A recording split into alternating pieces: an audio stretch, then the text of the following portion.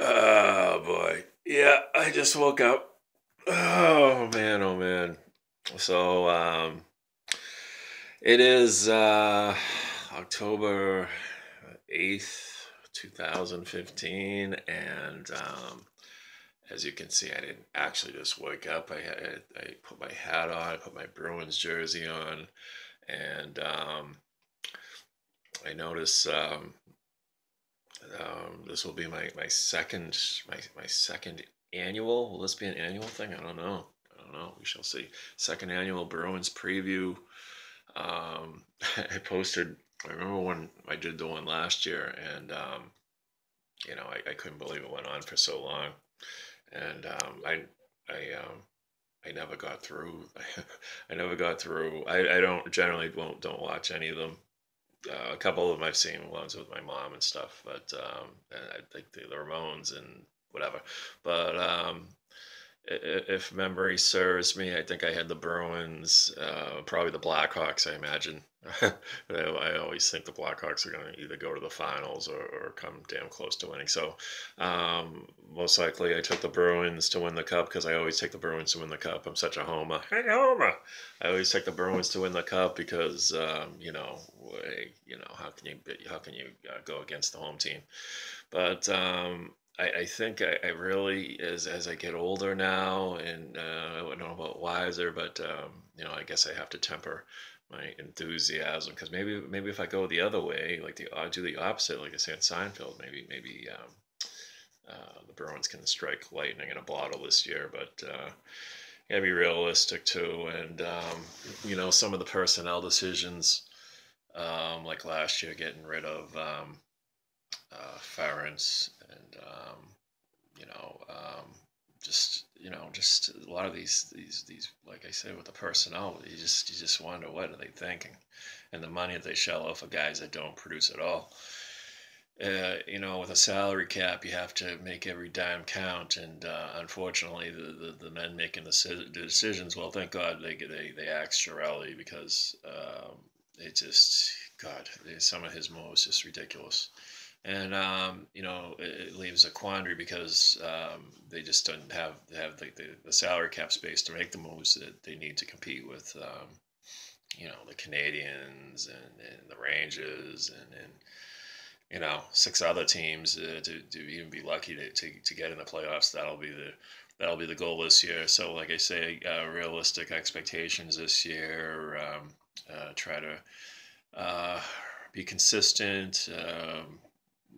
On the defensive end. Why in the world they got rid of McLaren is beyond me. I mean, that made no sense at all. I could see the Lucic move, but that would seem even though I think Lucic is on the downside of his career, but McCarron, you don't get many defensemen like that.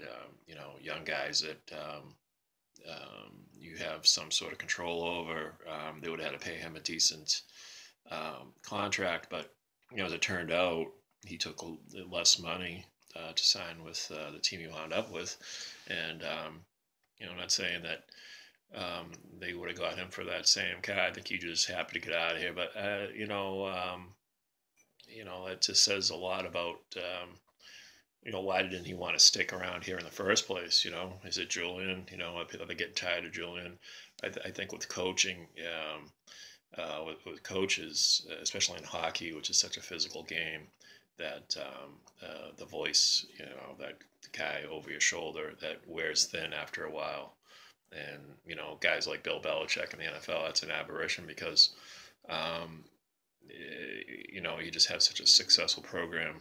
Comparing football to hockey, and it's kind of apples and oranges, I know, but Tom Brady can make up for a lot of that. I think if you have your star players that are on board with the program, and that type of leadership, if they're on course with it, then that makes it a lot easier to have a guy who's cracking the whip. I don't even know really if Julian is that type of guy, but I just think in hockey in general, you need a fresh voice every 3 to 4 years anyway.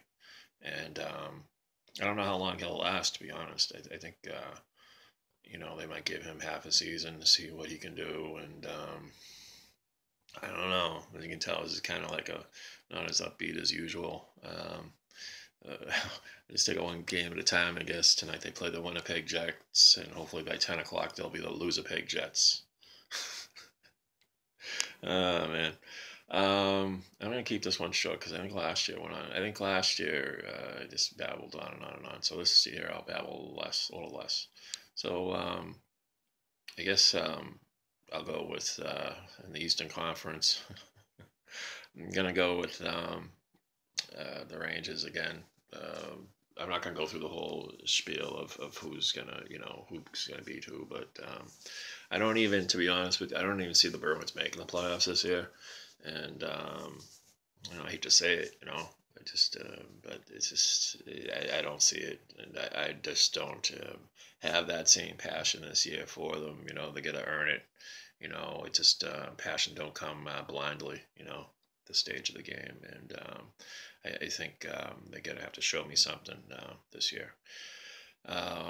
You know, in the Western Conference, I think whoever comes out of the East anyway is going to get swept by the West. Whoever represents the West anyway. So the Bruins have a long way to go. Not only even to make it a playoff spot in the East, but just to to get to that point, to get in the playoff spot, and then making it out of the Eastern Conference, and then it's a whole other level to compete against the Western Conference. So you really got, I'd say, about a 3-year rebuilding plan.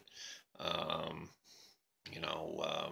they definitely have to change their philosophy. I think the mistake this offseason, they're trying to become like the Broad Street Bullies again. That style is dead. That died in the mid '80s. So you can't be. This is turning into an offensive league. Again, you get if you look at the Blackhawks as the template, that even their fourth line is a speed line. We don't have. It's not a goon league anymore. So they're gonna find that out this year the hard way. That's my prediction. And I hate to be Debbie Downer on this deal, but it's warranted, I think. And until they come up with Don Sweeney to me seems like a smart guy, but I think he's just trying to appeal to the the 70s Bruins crowd, which basically my page kind of glorifies in a way. So but it's if you're going to win a cup right now, you got to go with speed. And how many guys in the Bruins have speed? So like Tom Cruise, I feel the need for speed, and I feel the need for the speed on the Bruins. Hopefully they can develop some guys this year that can do that. Play some exciting hockey. It's fun now. I work not too far from the Garden now, so and my shift ends around the same time the crowd gets out. So I can always tell if they won or lost just by like the vibe of the crowd. It's kind of funny. But I hope to get to a few games this year. I got a few friends trying to see if they want to go, and probably be easier to get a ticket this year than in the past. I don't even know who they put up on the. I guess Chara is going to be their big guy on the marquee, but he's on the downside. Has he got another year left? Probably tangle him in a trade before the trading deadline, get some draft picks or whatever. All right, I'm done. So my prediction for the Stanley Cup, going with the LA Kings. I think Lucic's going to get his cup, another cup. There'll be 2 for Lucic. So that's my prediction. LA Kings win the Stanley Cup. I am done here. Adios. Okay, I'm done.